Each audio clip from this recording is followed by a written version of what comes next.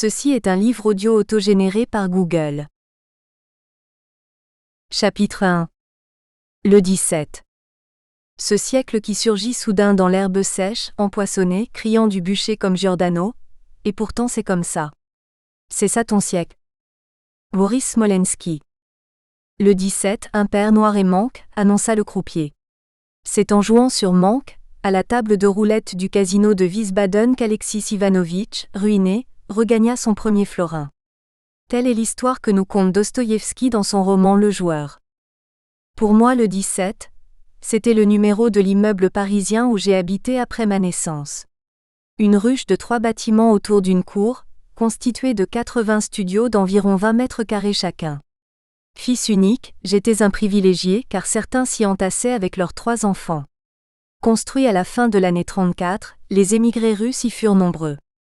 Certains avaient frappé mon esprit.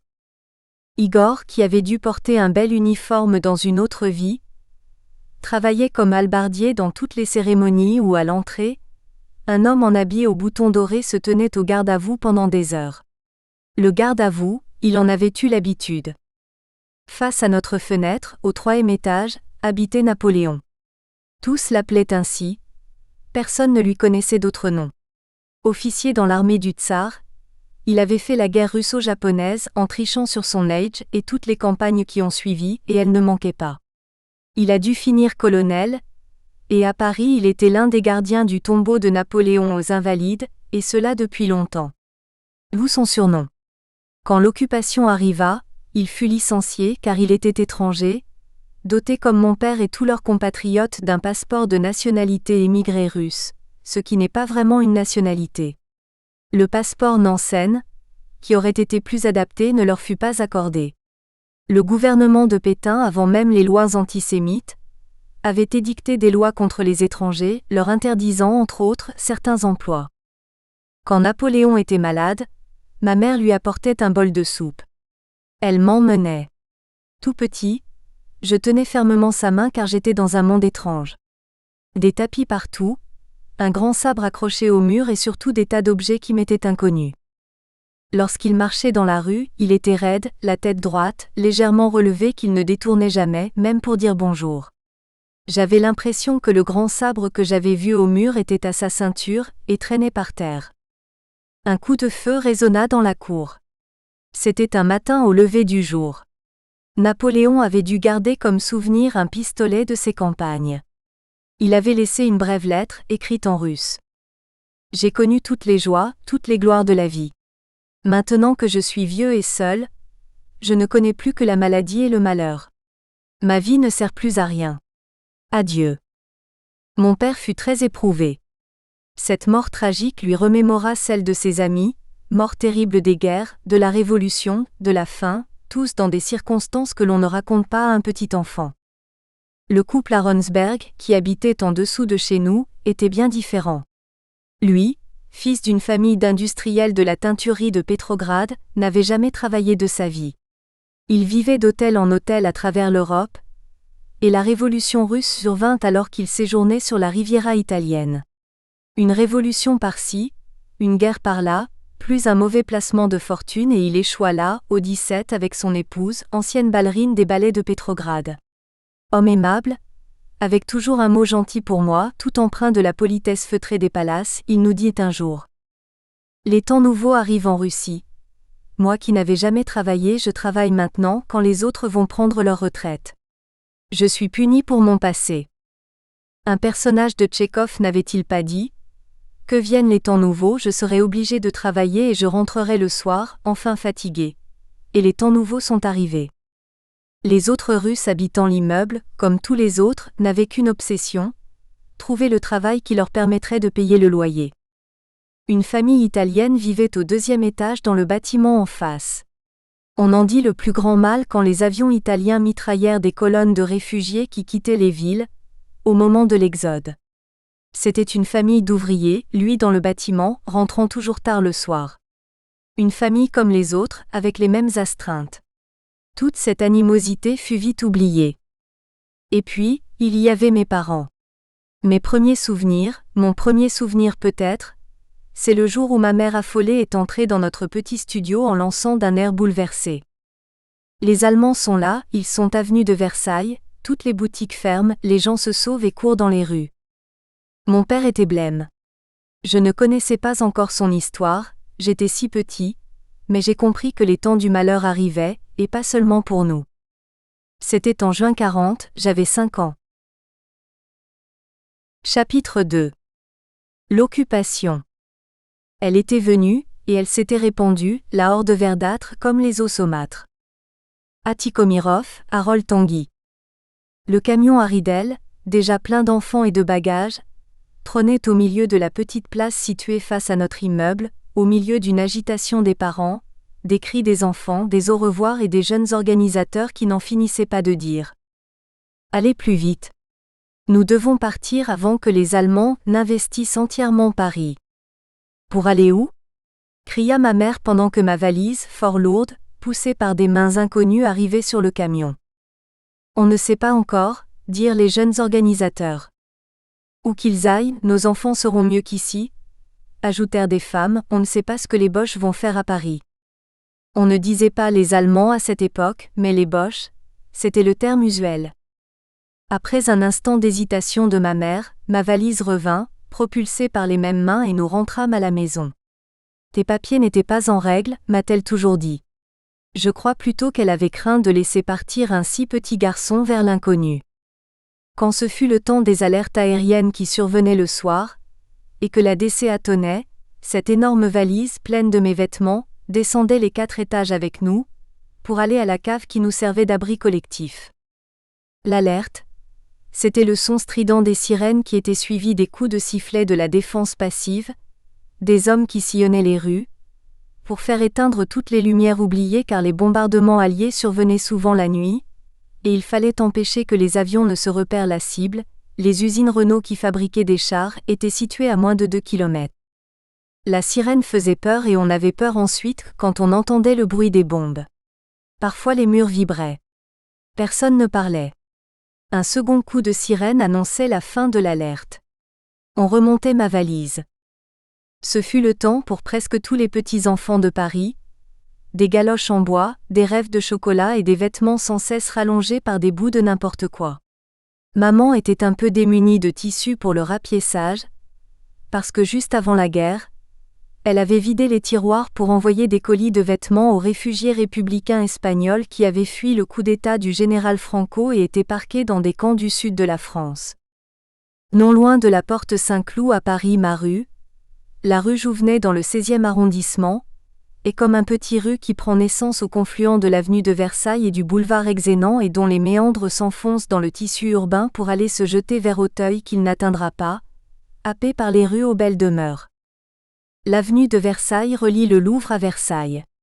Pendant longtemps on avait dû entendre le cliquetis des roues des calèches et des carrosses sur les pavés, qui serviront plus tard à ériger maintes barricades. Le boulevard Exelmans était lui bien différent, plus chic même si dans nombre de ses chambres de bonne s'entassaient des émigrés russes. Exelmans, du nom d'un général d'Empire qui s'était illustré lors de la bataille de la Moskova. Le long de ce boulevard, à quelques minutes à pied de chez nous se tenaient 2 églises orthodoxes et une petite épicerie russe qui essayait de survivre en vendant des préparations aux choux confectionnées dans l'arrière-boutique. Dans le mi-temps de ce boulevard était érigé ce qui ressemblait à un aqueduc romain, le viaduc d'Auteuil. En fait, le viaduc traversait la Seine 200 mètres plus loin, mais avait donné son nom à cette construction de pierre sur laquelle sillonnaient les trains de la ceinture qui entouraient Paris. Il fut démoli pour faire place à beaucoup de macadam, et le pont du Garigliano remplaça le viaduc qui enjambait la Seine.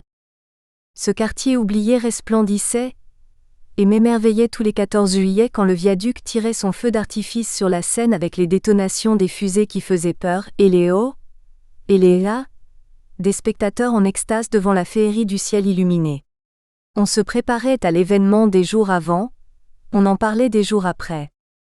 C'était un dimanche, le 21 mai 1871 vers 16h, que les Versaillais de Thiers entrèrent dans Paris par la porte de Saint-Cloud, et se heurtèrent aux fédérés de la Commune de Paris à ce carrefour de l'avenue de Versailles et du boulevard Exelmans comme en témoignaient des trous de mitraille dans la pierre que l'on m'avait assuré provenir de ces combats. C'était probablement vrai, car quelques rares inscriptions burinées étaient datées de cette époque. L'été, j'allais à la plage avec les copains.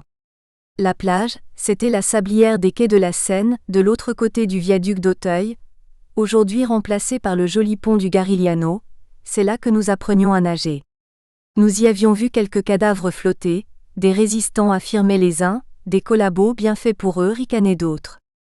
Nous pêchions des écrevisses avec un morceau de chiffon rouge au bout d'une ficelle. Malgré les temps difficiles du pain chargé de suur, de brins de paille et d'échardes, j'avais des remarques de maman à propos de ce nouveau plat. « Tes écrevisses, on croirait mâcher de la vase », me disait-elle. Le long des quais on voyait aussi des rats, gros comme des chats, rapides comme des souris, mais il n'y avait pas de danger, ils ne sortaient qu'à l'arrivée de la nuit. C'était aussi pour moi le temps des interdictions. Dans cette partie à l'époque, très populaire du 16e arrondissement de Paris, ma mère m'avait sévèrement délimité les rues que je ne devais pas dépasser et les lieux interdits. Presque en face de notre immeuble, 3 marches accédaient à une cour de receleurs et d'activités non référencées. Le porche du numéro 15 contigu à notre immeuble était celui d'une étable. C'était l'étable de la rue Jouvenet, où avant la guerre on pouvait acheter du lait frais. De temps à autre je voyais les vaches partir se promener comme à la campagne, et il y avait toujours un passant pour ramasser les bouses. Le troupeau est devenu de plus en plus petit, et un jour plus de vaches. Elles ont évidemment été mangées. Ma mère espagnole venait d'un petit village de Castille. Pour obtenir ses papiers d'émigration, elle avait dû présenter aux autorités espagnoles un certificat de bonne santé et de bonne moralité, les deux émanant du curé de sa paroisse puisqu'il n'y avait pas de médecin. Dans son village il y avait une église et un curé, mais ni école ni instituteur. Pourquoi éduquer des enfants prédestinés à travailler la terre ? Si les paysans espagnols apprenaient à lire des livres et à réfléchir, bien des choses pourraient être remises en cause. C'est d'ailleurs ce qui arriva. À la fin du siècle dernier, la situation avait bien changé. Un curé officiait pour 6 villages et à Quintana, le village de mes lointains cousins, il n'y avait que 5 ou 6 messeux réguliers. Le village de ma mère avait entre-temps disparu sous les eaux d'un barrage. Mon père était réfugié russe, ce qui n'était pas une nationalité mais voulait dire étranger, et moi, né à Paris par le droit du sol, c'était une loi d'avant Vichy, j'aurais dû être français, mais je n'étais qu'un fils d'étranger, du moins pour ceux qui me considéraient comme tel, car ce n'était pas le cas pour tous. Toutes les semaines ma mère devait se rendre dans un bureau du rond-point des Champs-Élysées à Paris, pour émarger le registre des étrangers. Elle m'y traînait en métro et quand il était en panne, ce qui arrivait souvent, je trottinais derrière elle. Parfois elle marchait pieds nus, ses espadrilles à la main pour ne pas les user. Je ne parle que de ma mère à cette époque, parce qu'elle arrivait à trouver quelques heures de femme de ménage pour avoir le temps de s'occuper de moi. Mais mon père, lui, pendant ce temps courait la ville pour trouver à se faire embaucher comme manœuvre à la semaine. Qui aurait voulu ou pu donner un emploi stable à un étranger et surtout à un Russe dans la France de Vichy, à une époque où les nazis voulaient faire un lac de Moscou, et où à Paris ils commencèrent par brûler les livres de la bibliothèque que Tourguenieff avait offerte aux étudiants russes de Paris. Dans un pays occupé, les résistants sont toujours appelés terroristes et les terroristes ne peuvent souvent être que des étrangers même si les résistants français furent nombreux. Souvenez-vous de la chanson de Jean Ferrat, L'affiche rouge. Cette affiche, rouge de couleur sous le titre de terroriste, montrait des visages avec en dessous leurs noms tous étrangers. Le responsable de ce groupe de résistants communistes s'appelait Manoukian. Ils furent fusillés. Dit maman, Madame Aronsberg a une étoile jaune avec dessus marqué juif, c'est quoi ça ? Eh bien c'est parce que… Je n'avais pas compris grand-chose, j'avais 5 ans. C'était normal, il y avait même des grandes personnes qui n'avaient pas compris et souhaitaient cela. Mais ce que j'apprenais, c'était que nous étions entourés de dangers. Nous n'avons plus revu les Aronsberg avec leur étoile jaune. Nous ne connaîtrons la suite des événements qu'à la fin de la guerre. Après l'école, en attendant que ma maman rentre du travail, je vivais dans la rue, avec d'autres copains dans la même situation.